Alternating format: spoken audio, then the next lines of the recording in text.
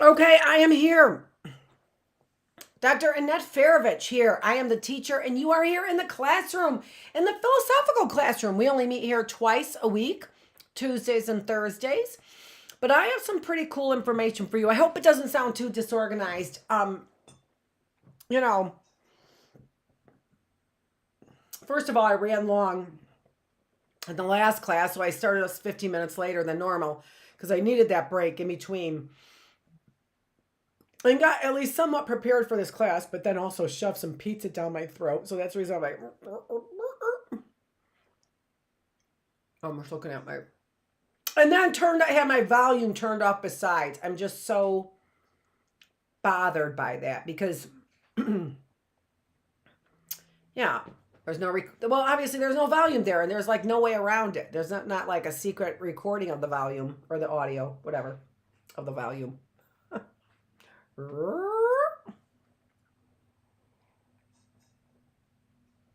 I know. I shouldn't be drinking pop, but it goes really, really good with pizza. I said like beer goes with pizza. I don't like beer at all. So, same kind of effect with pop, I suppose. Phillip Zimbardo is where we are at. Let me take a look at something that I didn't get a chance to take a look at. Yep, don't think I needed it there. And that's this. I just wanted to see where we were at, where we left off specifically.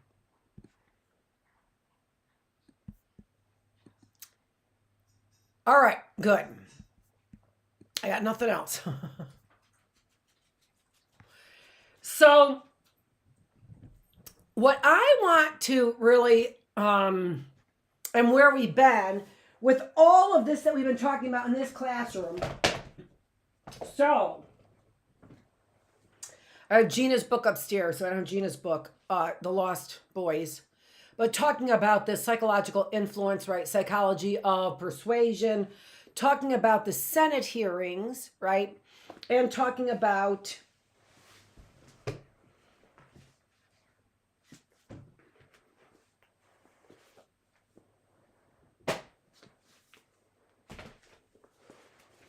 the Robbers Cave study, right? And very specifically, Lucifer Sharif. And a lot of this has to do with my discovery that, which was more recent in the last year, I would have to say, somebody pointed it out to me, it was my own discovery at all, about the really unethical to criminal, to the degree of criminality that we have been conducting these psychological experiments, and some of them are being used and the information is being used by government. And I like to think, and I do believe, that our universities are not using them for purposes for good, but I do believe, which probably seems counterintuitive, I do believe our government is.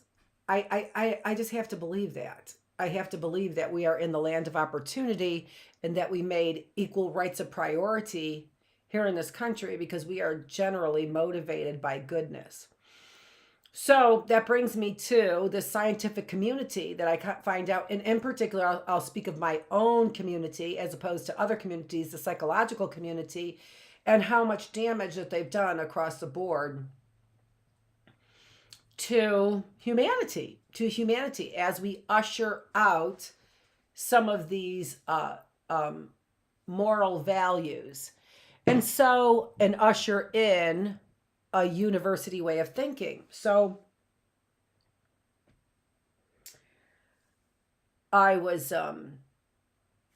reading an old magazine, which I brought up in my last class. I gotta keep this open here. There we go.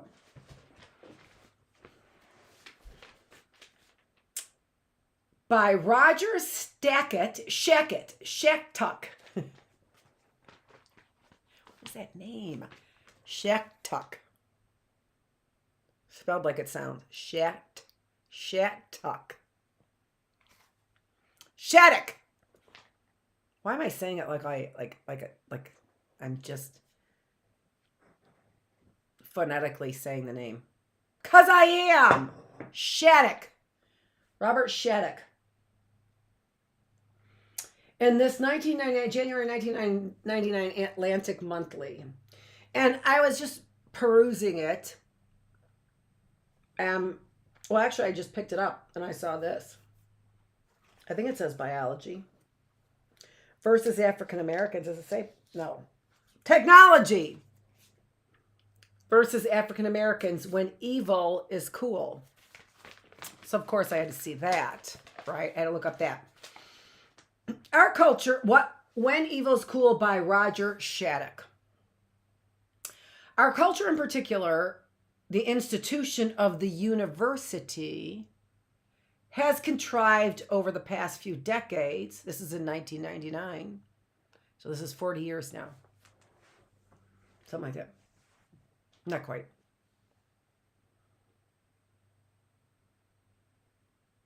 Over the past few decades to transform sin into a positive. Transgression, a term that, as used by postmodern critics, refers to an implied form of greatness. Transgression, a term that, as used by postmodern critics, refers to an implied form of greatness. Transgression. Transgression. Like January 6th, transgression. Right? An implied form of greatness. So, there are examples there that you're not going to like. You can pick your own examples of what we're talking about. Our culture, in particular, the institution of the university, has contrived over the past few decades to transform sin into a positive. Transgression, a term that, as used by postmodern critics, refers to an implied form of greatness. An implied form of greatness. Here you have got really atrocities being performed on young boys in the name of the university, right? Okay. So let's see what Roger Shattuck has to say. I begin with 3 stories, 3 moral tales. I'm going to begin with a few more. I'm going to start with Robert Shattuck's 3. In late medieval Avignon, a certain man gained the confidence and the warm friendship of a good-hearted and wealthy Jew. The man lived in the Jew's home and became his closest confidant. One evening, the man came home in despair. He told the Jew that someone had denounced both of them to the Inquisition. This is a Spanish Inquisition. The one as a despicable Jew and the other as a renegade from the only true religion. They would soon be imprisoned, tortured, tried, and burned at the stake. But the man had a solution. The Jew should sell everything he had and charter a fully equipped ship onto which he could load his fortune. The 2 of them would quietly sail away to safer shores. All these plans were rapidly carried out. Then, during the night before the planned departure, the man rose stealthily, robbed the sleeping Jew of his last possessions, and slipped away aboard the ship with all its treasures. But this is only half the tale and does not reveal the full dimensions of the man's evil. Before escaping, this friend denounced his benefactor to the Inquisition and arranged that its agents would seize the Jew early in the morning of his own flight. A few days later, the Jew died horribly by fire. His treacherous friend has come to be known as Renegade of Avignon. Okay. Story number 2. At nightfall, outside a remote New England village early in the 19th century, a lime burner named Bartram was tending his kiln. Its flame-framed metal door looked like a private entrance to the infernal regions. Announced by a frightening roar of laughter, the previous owner of the kiln returned after many years' absence. He declared Bartram that he had found what he set out to seek, the unpardonable sin. Where had he found it? The wanderer laid his finger on his own heart and scornfully laughed again. Some local residents assembled to acknowledge, though hardly to celebrate, their fellow's return and to hear about his obsessive quest for the unpardonable sin. Strange omens during the evening, among them a dog's suddenly chasing its tail, suggesting that the devil was lurking in the neighborhood. The guests had uncertain knowledge that the former lime burner had carried out fiendish psychological experiments on young and old. Left alone finally to tend the kiln for the night, the wanderer recalled that he had not, properly speaking, found the object of his quest. Rather, he had produced the unpardonable sin. For in seeking that knowledge, his fierce intelligence had separated from and outrun his heart. Let's hear that poetry again. For in seeking that knowledge, his fierce intelligence had separated and outrun his heart. In the morning, Bartram did not find the returned wanderer, but in the hottest part of the kiln, he discovered a snow-white lump of lime in the shape of a heart. Do you understand that? Do you understand what they were saying? That the knowledge, the quest for the knowledge to find the unpardonable sin produced the unpardonable sin. And what was the unpardonable sin? The seeking of the knowledge, so much so that his intelligence had separated and outrun his heart. Isn't that what universities are doing? Isn't that what the right conservative group is so afraid of regarding the universities? Is that our intellect will outrun our heart, and we will, in the case of pursuit, produce the unpardonable sin. How about that? How about that? Bravo, Roger Shattuck. Story number 3. Living alone in a Paris garret, an idle young bohemian meditated on the sudden perverse spurts of energy that can interrupt a life of laziness and boredom. Such urges lead one to unthinkable acts, such as starting a forest fire or lighting a cigar next to a powder keg just to see what will happen, to tempt fate. I would like to stop and think about that and how many of our young people are tempting fate for a moment of excitement.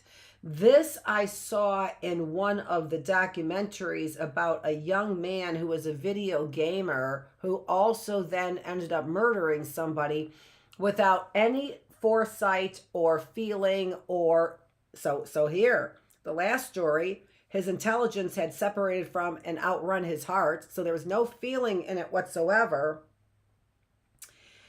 And it seemed to me that it was in this the motivation behind it was just to see what will happen, to tempt fate. Okay? All right. So, what are they saying? Well, basically, an idle mind is the devil's workshop, is basically what they're saying. But here, an idle young bohemian meditated on the sudden perverse spurts of energy that can interrupt a life of laziness and boredom. Such urges lead to unthinkable acts such as starting a forest fire or lighting a cigar next to a powder keg just to see what will happen, to tempt fate. One morning, the young man awoke in a mood to perform such an outrageous act. Seeing below Seen below in the street, a window glass vendor, un vitrier, with his stock of pains and a pack on his back. He summoned the vendor to climb up the 6 stories of his garret. He asked for tinted glass, which the vendor did not have. In a rage, the young man kicked the vendor back out and into the staircase, where the tradesman almost stumbled under his heavy load. Then, watching the balcony, the young man dropped a flower pot just as the vendor reappeared in the street, and thus broke the stock of glass to smithereens. The vicious prank might damn him, the young bohemian said to himself, but it also brought a moment of infinite bliss. So here on our philosophical classroom, in our philosophical classroom, what are we looking at? We are looking at all of these things. I put Phillip Zimbardo up there. I should have put up there, actually I like it better, I'm going to change it. We're going to call this the unpardonable sin. How about that? How about we call this the unpardonable sin? I'm doing it. You know I'm going to do it. You know I'm going to do it right now.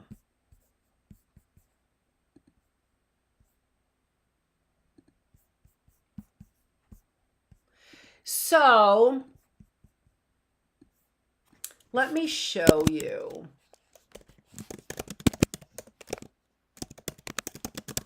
One of the reasons, why am I talking about this, right? Why am I talking about this? And the reason I'm talking about this is because as we have been going down this road of Lucifer, Sharif, and all the discussion with the communist tactics that they use with their prisoners, we are talking about this real incessant behavior to push that line, to push that envelope in the pursuit of knowledge for the university until our hearts become separated from our minds, right? Or in pursuit of escaping boredom, of tempting fate, right? And what about the first one? What about the first one? For simple what? What was that very first story that he did that to his Jewish friend? What was that about? What was that evilness about? I suggest that evilness was about, I mean, you can't do that to a person that you were really friends with unless you really believed that friend was worthy of being abused that way. Who abuses somebody that way? Certainly not a friend. So who do you abuse like that? Only somebody that you feel is not human, not your equal at all, right? So these are really the things that we're talking about, this kind of the depth of the inhumanity that we've seen. Remember, our big overall topic here that we're talking about is that we strive for and spread in our Christianity or whatever it is, in our intellect, we spread this human dignity and equality, especially here in a democracy, while every hour of every day we violate that commitment to human dignity and respect, right? And we see that at the university level because they have excused it in a way that suggests survival of the fittest, no higher power. Of course, survival of the fittest. If that is the law of the land, if the law of the land is survival of the fittest, then we will jump on top of one another's heads to get higher up the ladder. Of course we will. And this is what we see, and I see it so clearly in the field of psychology, where these men have performed these studies and experiments without any qualms or foresight or forethought into the violations of human dignity. You can look into the Tuskegee study, which was another study I was going to bring up, but I thought this Phillip Zimbardo study really does it. So let's take a look at the video of Phillip Zimbardo.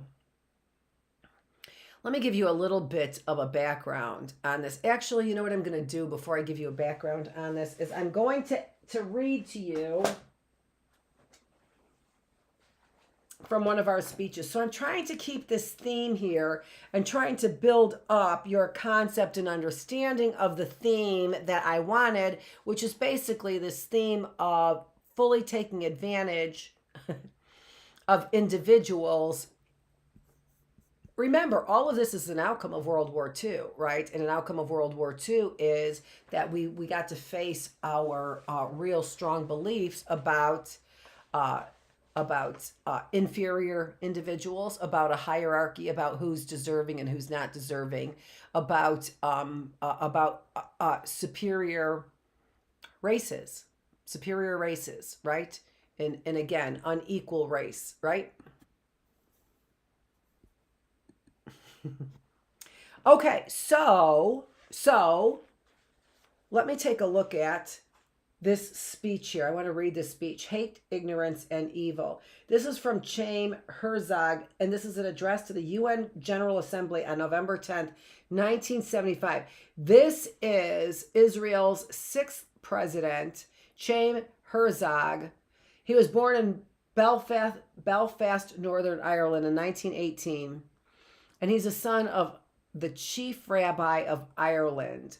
The family lived in Belfast and Dublin in 1935 and moved to Palestine in 1937 and became the chief rabbi in 1937 in Palestine.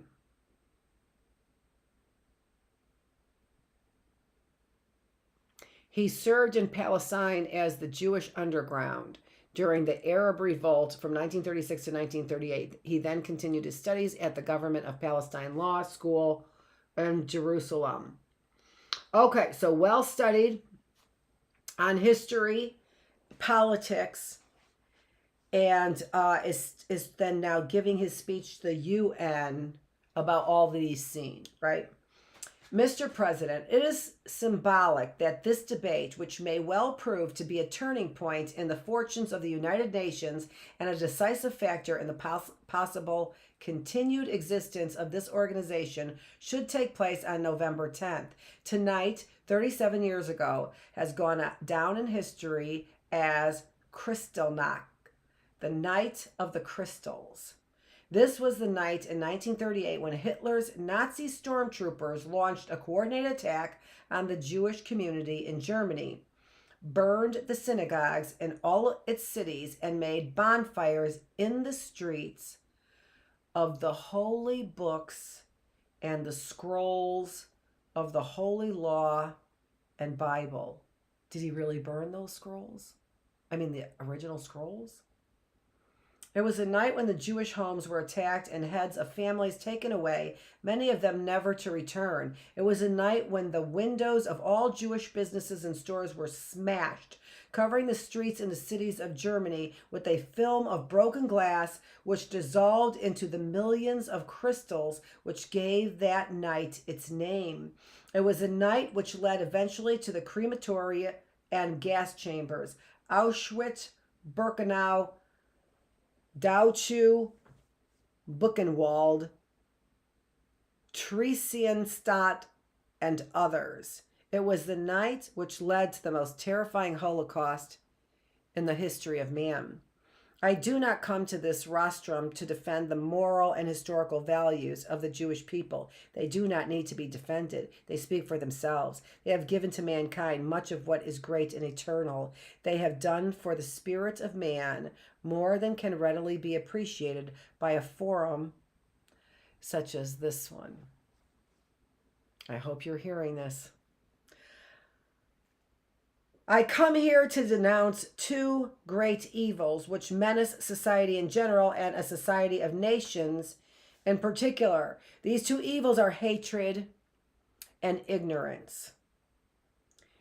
These two evils are the motivating force behind the proponents of this resolution and their supporters. These two evils characterize those who would drag this world organization, the ideals of which were first conceived by the prophets of Israel, to the depths to which it has been dragged today. We are seeing here today but another manifestation of the bitter anti-Semitic, anti-Jewish hatred which animates Arab society. Who would have believed that in this year, 1975, the malicious falsehoods of the elders of Zion would be distributed officially by Arab governments? Who would have believed that we would today contemplate an Arab society which teaches the vilest anti-Jewish hate in the kindergartens? We are being attacked by a society which is motivated by the most extreme form of racism known in the world today. This is the racism which is expressed so succinctly in the words of the leader of the PLO, Yasser Arafat, in his opening address at the symposium in Tripoli, Libya. There will be no presence in the region other than the Arab presence. In other words, in the Middle East, from the Atlantic Ocean to the Persian Gulf, only one presence is allowed, and that is Arab presence. No other people, regardless of how deep are its roots in the region, is to be permitted to enjoy its right to self-determination. As I stand on this rostrum, the long and proud history of my people unravels itself before my inward eye. I see the oppressors of our people over the ages as they pass one another in evil procession into oblivion. I stand here before you as the representative of a strong and flourishing people which has survived them all and which will survive this shameful exhibition and the proponents of this resolution. The great moments of Jewish history come to mind as I face you once again, outnumbered, and the would-be victim of hate, ignorance, and evil. I look back on those great moments. I recall the greatness of a nation, which I have the honor to represent in this forum. I am mindful at this moment of the Jewish people throughout the world, wherever they may be it in freedom or in slavery, whose prayers and thoughts are with me at this moment. I stand here not as a supplicant. Vote as your moral conscience dictates to you. For the issue is neither Israel nor Zionism. The issue is the continued existence of this organization, which has been dragged to its lowest point by discredit by a coalition of despots and racists.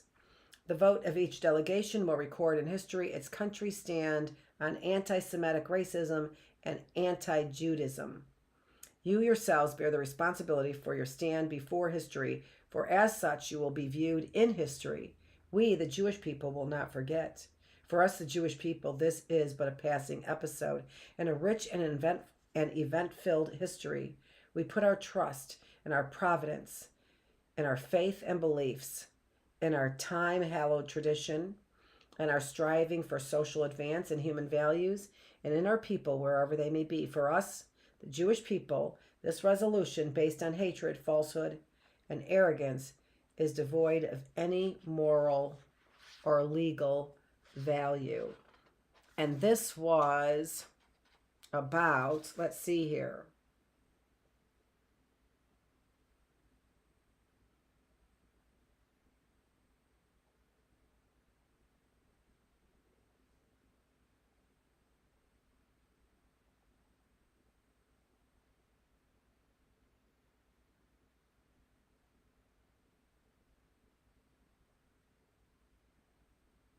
This is a resolution seeking to equate Zionism with racism. Chaim Herzog was a noted military historian publishing several books on modern conflicts in the Middle East, best remembered in his Ireland for many years of champion bantamweight boxer.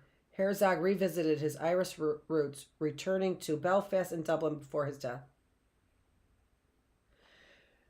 I don't know.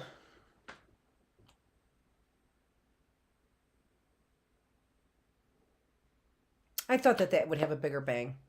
I should have read it ahead of time.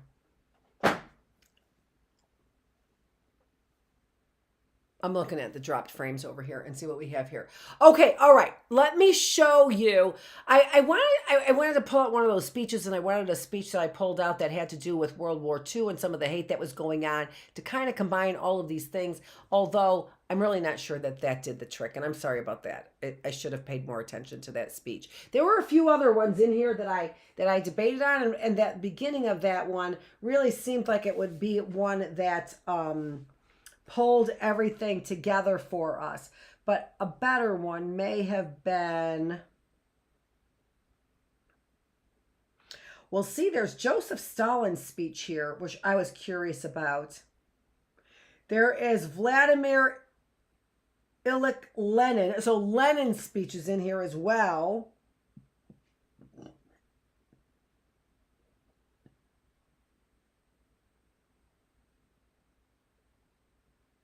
And then here is a broadcast of Czechoslovakia. We live in a contaminated moral environment.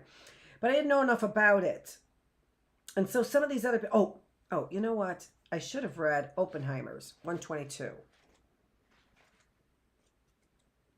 You guys are like, what is she doing? The reason that we did this job is because it was a necessity. So Oppenheimer was in charge of developing the atomic bomb. I should like to talk tonight as a fellow scientist and at least as a fellow worrier about the five we are in, about the fix we are in. In considering what the situation of science is, it may be helpful to think a little of what people said and felt, of their motives in coming into this job. There was, in the first place, the great concern that our enemy might develop these weapons before we did, and the feeling, at least in the early days, the very strong feeling that without atomic weapons, it might be very difficult, it might be an impossible, it might be an incredibly long thing to win the war. These things wore off a little as it became clear that the war would be won in any case. Some people, I think, were motivated by curiosity, and rightly so, and some by a sense of adventure, and rightly so. Others had more political arguments and said, well, we know that atomic weapons are in principle possible, and it is not right that the threat of their unrealized possibility should hang over the world. It is the right that the world should know what can be done in their field and deal with it. So much energy and so much concentration on destruction, right? Why couldn't we be saying, putting the energy into, equal opportunities for everybody so we didn't have reasons for war or whatever.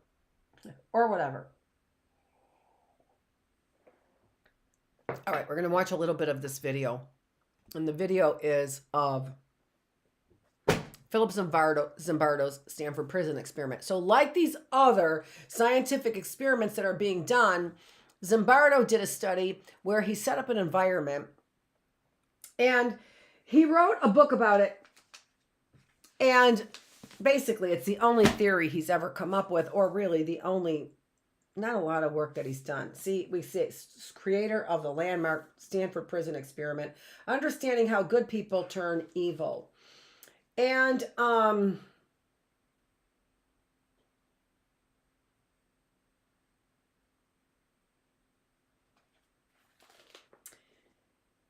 this is just the Lucifer effect. Somebody like Zimbardo, who is writing about right here, ethics and extensions. How in the world would he be any kind of expert on what is ethical? So they randomly assigned individuals to either be a prison guard or a prisoner. These were college students who were initially pulled off of campus, and they signed up for the study. They didn't realize that the study had started. They got pulled out of their homes, not off of campus, but out of their homes by police officers who were part of the study. So they really believed that they were being arrested. So this really was, again, in the theme of all of these studies that are being done after World War II. We call them field experiments. So when we do this experimental process out in real life, in a real life situation, they created in Stanford, at Stanford University, a prison downstairs in the basement. So cells, everything. So, and then what he found is that it was the circumstances that turned the guards into dictators, tyrants, abusers of the prisoners. It turned the prisoners into submissive, frightened men. So Zimbardo's whole idea is, what's the Lucifer effect? It's the situation around you. You can be turned into somebody evil if there's enough situation around you. So this is the whole theme here, right, of groupthink. How does this happen? Now, given all that I have learned about some of these scientific experiments and the fact that Zimbardo, when he saw some of the atrocities in the study, had to have his girlfriend, who had nothing to do with the study, tell him that he needed to quit the study after 6 days. He didn't have the wherewithal to do that. Not only that, but he was also getting involved in the experiments just in the same way that Muzaffar Sharif was getting actually involved in the studies. So this goes to show you a level of unprofessionalism that not only black marks science, but also is promoting abuse, just abuse in the scientific community over and over and over again. Let's check this out. We'll see how much we get.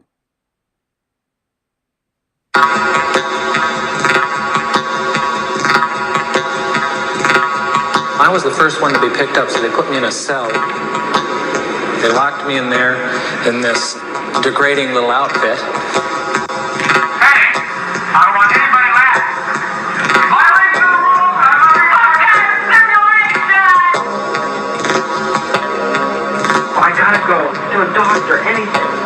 Jesus Christ, I'm burning up inside. Don't you know? I've never screamed so loud in my life. Never been so upset in my life. It was an experience of being out of control. I just fucking can't take it. Stanford University, Northern California, one of America's most prestigious academic institutions, and in 1971, the scene of one of the most notorious experiments in the history of psychology. I was interested in what happens if you put good people in an evil place. Does the situation outside of you, the institution, come to control your behavior, or does the things inside of you, your attitudes, your values, your morality, allow you to rise above a negative environment? The negative environment Zimbardo chose to test his ideas was a prison. He would convert the basement of the university's psychology department into a subterranean jail. We put prison doors on each of 3 office cells. In the cells, there was nothing but 3 beds, and there was actually very little room, if anything else, because they were very small. And here we had solitary confinement, which we call the hole. And in the hole was the place where prisoners would be put for punishment. It was a very, very small area. When you closed the door, it was totally dark.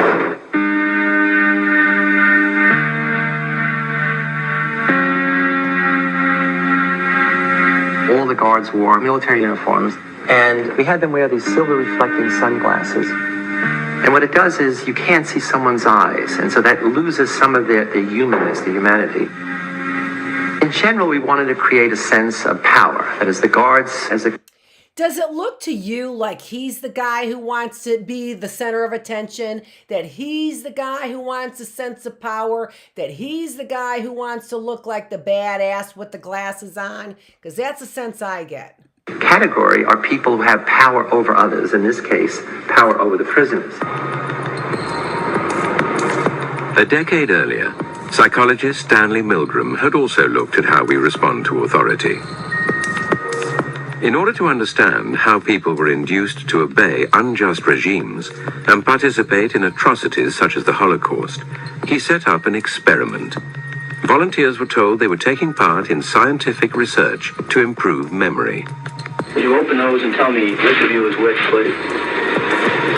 Teacher. Learn. Separated by a screen, the teacher would ask the learner questions in a word game and administer an electric shock when the answer was incorrect. He was told to increase the voltage with each wrong answer. Cloud, horse, rock, house. Answer. Wrong. 150 volts. Answer, horse. Oh! Experiment, that's all. Get me out of here. Get me out of here, please. Continue, please. Go right on. I refuse to go on. Let me out. Refuses to go on. The experiment requires you continue, teacher. Please continue. Participants didn't know that the learner was really an actor Please continue. and the so-called shocks harmless. You're gonna get a shock. 180 volts. Oh! I can't stand the pain. Let me out of here. Can't stand it. I'm not gonna kill that man, eh? I mean, who's gonna take the responsibility if anything happens to that gentleman? I'm responsible for anything that happens here. Continue, please. All right, next was slow. Walk, dance, truck, music. And 2/3 of volunteers were prepared to administer a potentially fatal electric shock when encouraged to do so by what they perceived as a legitimate authority figure. In this case, a man in a white coat. 375 volts. I think something's happened to that fellow in there. I don't get no answer. He was hollering with less voltage. Can't you check in to see if he's all right, please? Milgram's findings horrified America. They showed that decent American citizens were as capable of committing acts against their conscience as the Germans had been under the Nazis. Like Milgram, Zimbardo was interested in the power of social situations to overwhelm individuals. His experiment would test people's responses to an oppressive regime. Would they accept it or act against it? Zimbardo's experiment was conducted against a backdrop of civil rights activism and protest against the Vietnam War. There was a sense of student power, student dominance, and student rebellion against authority in general. It was from the student body that Zimbardo selected his participants.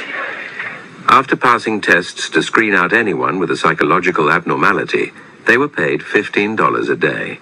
Each was randomly assigned to the role of guard or prisoner. It was a prison to me. It still is a prison to me. I don't look on it as an experiment or a simulation. It's just a prison that was run by psychologists instead of run by the state.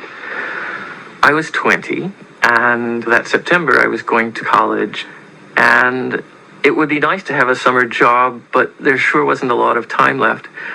And I looked in the want ads, and I found this thing which was just going to fit. It was just 2 weeks.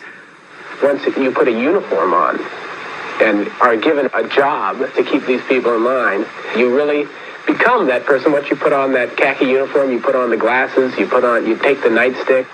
I was on summer break from my first year in college, and I was looking for a job. Had to choose between that and making pizzas. That sounded like a lot more fun.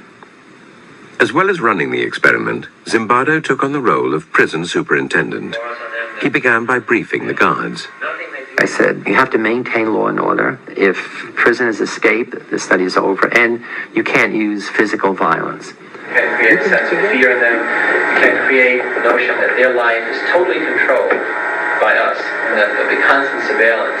We have total power in the situation, and they have none. Prisoners were brought to the basement prison blindfolded. We'll continue this when we get back here on Tuesday. But how you can make those kinds of suggestions to people and not think that that is going to be harmful to individuals or abusive, that we can't be abusive or use physical force on these individuals.